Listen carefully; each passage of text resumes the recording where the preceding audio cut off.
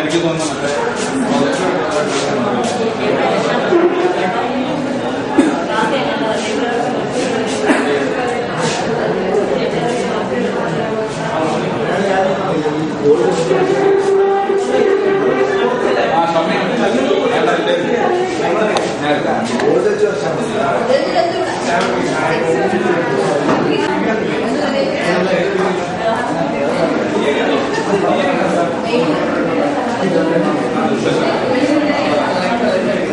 Camera എന്ന് പറയുന്നത് normal കേസിൽ CCD ക്യാമറയാണ്. പണ്ടൊക്കെ ഉണ്ടായിരുന്ന വീഡിയോകോൺ പ്രോബിക്കോൺ എന്ന് പറയുന്ന ക്യാമറസ് ആയിരുന്നു. ഇപ്പോൾ യൂസ് ചെയ്യുന്ന ക്യാമറ CCD ക്യാമറയാണ്. ക്യാമറ കറക്റ്റ് അലൈൻമെന്റിന് വേണ്ടിയിട്ട് ഇങ്ങനെ ഒരു പ്ലേറ്റിൽ തന്നെ ഓൾറെഡി മൗണ്ട് ചെയ്തിട്ടുണ്ടാവും. അത് ഇതിന്റെ മുകളിൽ പ്ലേസ് ചെയ്യാൻ ഈ വരുന്ന ഇമേജിനെ ഡയറക്റ്റ് ക്യാമറയുടെ അഡ്ജസ്റ്റ്മെന്റ് വെച്ചിട്ട് അതിന്റെ ഐറിസ് ഒക്കെ കൺട്രോൾ ചെയ്ത് നേരെ ഇവിടെ പ്ലേസ് ചെയ്യും. ഇതിങ്ങനെ വെച്ചാലുള്ള പ്രോബ്ലം, ഇവിടേക്ക് വരുന്ന ലൈറ്റും കൂടി ഈ ക്യാമറ സെൻസ് ചെയ്യുന്നതുകൊണ്ട് ഇതിനൊരു കൃത്യമായിട്ടുള്ള കവറിങ് ഉണ്ടാവും. ഈ കവറിങ് വെച്ചിട്ട് നമ്മളിതിനെ ക്ലോസ് ചെയ്യും. ക്ലോസ് ചെയ്ത് കഴിഞ്ഞാൽ ക്യാമറ നേരെ ഇമേജ് പിക്ക് ചെയ്തിട്ട് ഡയറക്റ്റ് മോണിറ്ററിൽ കാണിക്കാൻ പറ്റും. ഈ ഫ്ലൂറോസ്കോപ്പിക്ക് മെമ്മറി സിസ്റ്റവും അവൈലബിൾ ആണ്. മെമ്മറി സിസ്റ്റം എന്ന് പറഞ്ഞു കഴിഞ്ഞാൽ മെമ്മറി ഇല്ലെങ്കിൽ എന്താ പ്രോബ്ലം?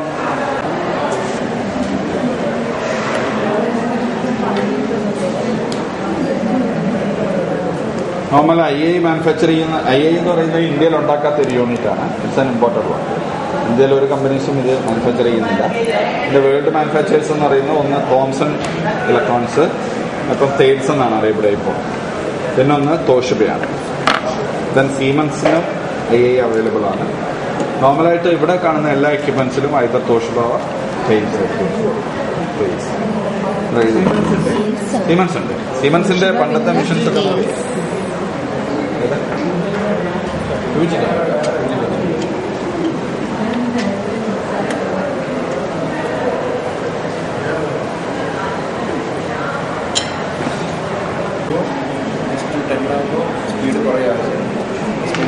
സ്പീഡ് കുറയും.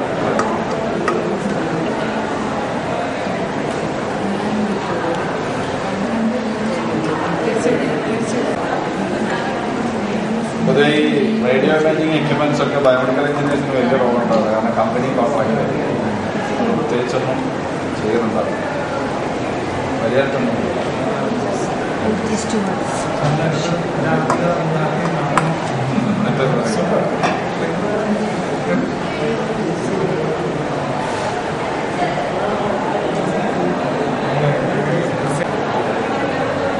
ഇത് അലുമിനിയം പ്ലേറ്റാണ്. സനത്തറിൽ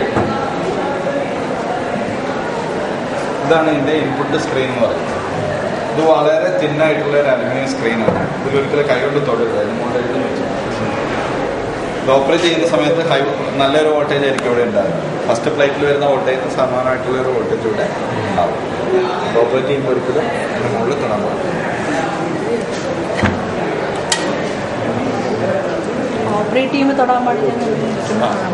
അഴിക്കുമ്പോൾ അതിൽ തുടരെന്ന് പറഞ്ഞത് വളരെ തിന്നാണ്, തൊട്ടാൻ പൊട്ടിപ്പോകും. അതുകൊണ്ട് വർക്ക് ചെയ്യിക്കുന്ന സമയത്ത് അറിയാണ്ട് ടച്ചായി ഇവിടെ ഈ റേഞ്ചിൽ എത്തിക്കഴിഞ്ഞാൽ നമുക്ക് ഒരു സ്റ്റാറ്റിക് ഫീൽഡ് ശരിക്കും അറിയാം. ഇത് ഓപ്പറേറ്റ് ചെയ്യുന്ന സമയത്ത് എപ്പോഴെങ്കിലും അഴിക്കാനുള്ള സമയം കിട്ടിയാൽ ഇത് അഴിക്കേണ്ടതിന് കുറച്ച് കാര്യങ്ങൾ ശ്രദ്ധിക്കണം. ഞാൻ പറഞ്ഞുതരാം. ഇത് ഓരോന്നും HV കേബിള്. ഈ കേബിൾ നമ്മൾ HV കേബിൾ എന്നാണ് പറയുക, ഹൈ വോൾട്ടേജ് കേബിൾ. തുറന്നു കഴിഞ്ഞാൽ കാണാൻ പറ്റും. 30 കിലോവാട്ടാണ് കൊടുക്കുന്നതെന്ന് പറയുന്നത്. 30 kV സാധാ വയർ വെച്ച് കൊടുത്തു കഴിഞ്ഞാൽ എന്ത് സംഭവിക്കും? ആർക്കിങ് ഉണ്ടാവും അല്ലേ? അതുകൊണ്ട് ഹൈലി ഇൻസുലേറ്റഡ് ആയിട്ടുള്ള ഒരു കേബിളാണ്. ഈ കേബിൾ മാത്രം ഭയങ്കര കോസ്റ്റ്ലിയാണ്. കേബിള് നോർമൽ കേസിൽ 25,000-30,000 വരെ വരുന്ന ഒരു കേബിളാണ്. ഇത് പവർ സപ്ലൈയിലേക്ക് നമ്മൾ കണക്ട് ചെയ്ത് കഴിഞ്ഞാൽ ഇതിൻ്റെ കണക്ഷൻ എന്ന് പറയുന്നത് ഈ എഡ്ജിലായിരിക്കില്ല, ഓൾമോസ്റ്റ് ഇവിടെ ആയിരിക്കും ഇതിൻ്റെ പിന്ന് വരും. അപ്പോൾ അത്രയും ലെങ്ത് ഉള്ളിലേക്ക് കയറിയെന്നില്ലെങ്കിൽ ഇതിൻ്റെ ബോഡി ആയിട്ട് ഇതിന് കോണ്ടാക്ട് വരുന്നതുകൊണ്ട് ഇൻസുലേഷൻ മാക്സിമം പ്രൊവൈഡ് ചെയ്യാൻ വേണ്ടിയിട്ട് ഇതിൻ്റെ പിന്നെന്ന് പറയുന്നത് ഓൾമോസ്റ്റ് ഈ പ്ലേസിലായിരിക്കും. അപ്പോൾ അത്രയും ലെങ്ത്തിൽ കേബിൾ ഉള്ളിലേക്ക് കയറി ഇത് ഇൻസേർട്ട് ചെയ്യുന്ന സമയത്ത് ഇപ്പോഴാണ് ഇനി ഇത് ഊരി പോരാതെ ഇത് വെച്ചിട്ട് ബ്ലോക്ക് ചെയ്യുക. എല്ലാത്തിനും ക്യാപ്പ് വെച്ച് ക്ലോസ് ചെയ്യുക. ഇവിടെയാണ് ഈ പവർ സപ്ലൈ പ്ലേസ് ചെയ്യുക അതിൻ്റെ മുകളിൽ. ഇത് ഓരോ കേബിൾസ് ഊരുന്ന സമയത്തും ക്യാപ്പുകൾ ആദ്യം ഊരുക.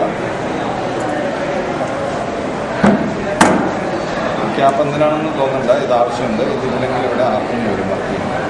അതിനുള്ളിൽ കുറച്ച് നൈലോൺ വാഷേഴ്സ് കാണും. ഇടുമ്പോഴും ഇത് പിന്നെ ഇടാൻ മറന്നു പോകരുത്. ഈ നൈലോൺ വാഷേഴ്സ് ഇൻസുലേഷന് വേണ്ടിയിട്ടാണ് കൊടുക്കുന്നത്. ചെറുതിനെല്ലാം ഉണ്ട് അങ്ങനത്തെ ക്യാപ്സ്.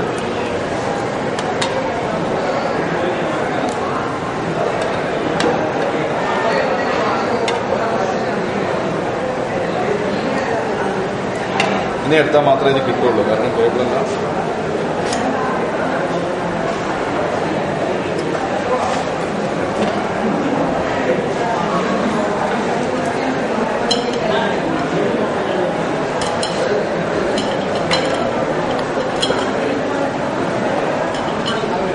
വിശക്കാൻ തുടങ്ങി. എല്ലാവർക്കും ഊണ് കഴിക്കുന്ന സമയമായോ?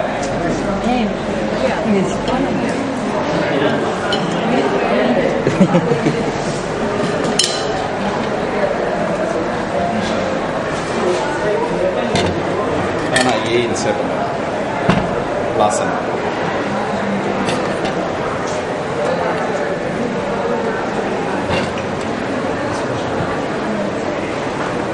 ഇത് ഇൻസുലേഷൻ ഇതിൻ്റെ മുകളിലുണ്ട്. ഇത് ഉള്ളിൽ ഇനിയും ഗ്ലാസ് ബോഡിയാണ് വരിക. ഒരു പാർട്ടും കൂടി നമുക്ക് അഴിക്കാം. സാധാരണ ഈ കേബിൾസ് ഒക്കെ റീപ്ലേസ് ചെയ്യാനായിട്ട് ഇതിൻ്റെ ഈ പാർട്ടും കൂടി അഴിച്ചിട്ടാണ് ചെയ്യുന്നത്. അത് ക്യാപ്പ് വെച്ചിട്ട് ഇവിടേക്ക് കണക്ട് ചെയ്തിട്ടായിരിക്കും. ഈ ഒരു കണ്ടീഷൻ വെച്ചിട്ടാണ് IA നമ്മൾ ചെക്ക് ചെയ്യും, വർക്കിംഗ് കണ്ടീഷൻ ആണോ അല്ല എന്നുള്ളത് അറിയാൻ വേണ്ടി. ഇത്രയും മതി. ഇതിൽ പവർ സപ്ലൈ കണക്ട് ചെയ്യുക. പവർ സപ്ലൈ കണക്ട് ചെയ്തതിന് ശേഷം ടെസ്റ്റ് ചെയ്യുക. ഇവിടെ നമ്മളൊരു ചെറിയ എക്സ്റേ വിത്ത് കോളിമേറ്റ് ചെയ്തിട്ട് വെക്കാം, അല്ലെങ്കിൽ നമ്മുടെ ബോഡിയിലേക്ക് എടുക്കും. അത് വെച്ചിട്ട് ഡയറക്ടറുടെ ഫ്രണ്ടിൽ ഫോക്കസ് ചെയ്യുക.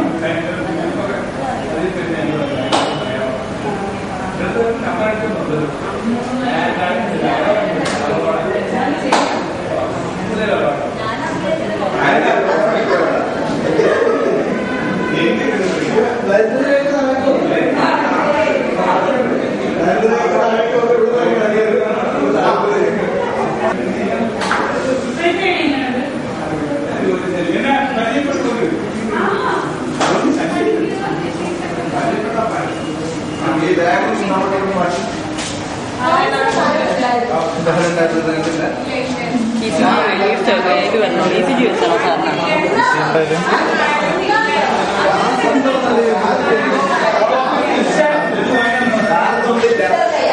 കുറച്ചേരം കഴിയുമ്പോൾ സ്റ്റേബിൾ ആവേ.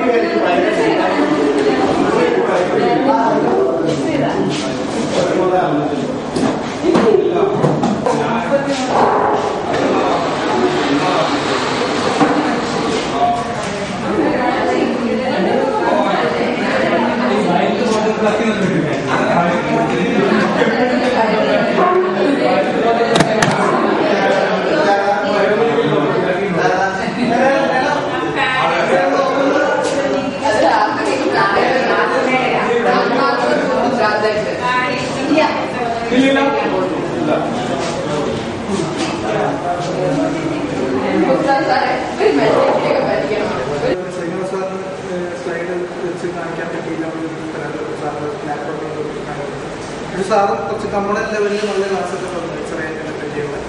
അതുപോലെ ഇന്നത്തെ ക്ലാസ് അവരുടെ പരിധിക്കുള്ളിൽ വെച്ചിട്ട് ടീച്ചർ പറയുന്നത് ശരിക്കും സമയം കൊണ്ട് അറിയാൻ വളരെ നല്ലതായിട്ട്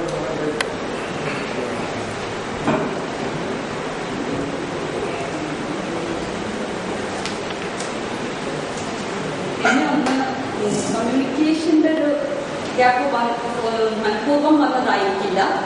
കാരണം പണ്ട് ഇവിടുത്തെ പ്രിൻസിപ്പലായിട്ട് രാജേഷ് സർ പറയും, ഓരോരുത്തരും ഒരു സ്ഥാനത്തിരിക്കുമ്പോഴേ അതിൻ്റെ പ്രയാസങ്ങളും ബുദ്ധിമുട്ടുകളും അറിയുന്നു.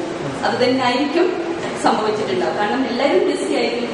പല പല ഷെഡ്യൂളുകളും ഗവൺമെന്റ് തന്നെ UBHSCക്ക് ഇങ്ങനെ ഒന്ന് കൊടുത്തത് ലാസ്റ്റ് നിമിഷമായിരിക്കും. അപ്പോൾ അവർ വളരെ ചുരുങ്ങിയ സമയത്തിനുള്ളിലായിരിക്കും പ്ലാൻ ചെയ്ത HRD ഏൽപ്പിച്ചിട്ടുണ്ടാവുക. HRD ഹെഡ് ഓഫീസിൽ നിന്നും വളരെ ചുരുങ്ങിയ സമയം കൊണ്ടായിരിക്കും ഇങ്ങനെ ഒരു അറേഞ്ച് ചെയ്യണമെന്ന് നമ്മളെടുത്ത് നിർദ്ദേശിച്ചിട്ടുണ്ടാവുക. അപ്പൊ അത് ആ ഒരു ഇതിലായിരിക്കും ഇതിൻ്റെയൊക്കെ പ്രോബ്ലം വരുന്നത്. ഇപ്പം ഓരോരുത്തർ ആ സ്ഥാനത്ത് ഇരിക്കുമ്പോഴായിരിക്കും സാറിനറിയാം, സാറിന് എന്തൊക്കെ ചുരുങ്ങിയ ദിവസം കൊണ്ട് ചെയ്യേണ്ടി വരുന്നുണ്ടെന്ന്. അതുപോലെ തന്നെ നിങ്ങളുടെ ഡയറക്ടറേറ്റിലുള്ള സ്റ്റാഫിനും അറിയാൻ അതിന്റെ പ്രയാസങ്ങൾ. അത് ചിലത് നമ്മൾ സഹിക്കണം എന്നല്ല ഞാൻ പറയാം, നമ്മൾ മനസ്സിലാക്കിയിരിക്കണം എന്നുള്ളത് വാസ്തവം തന്നെയാണ്.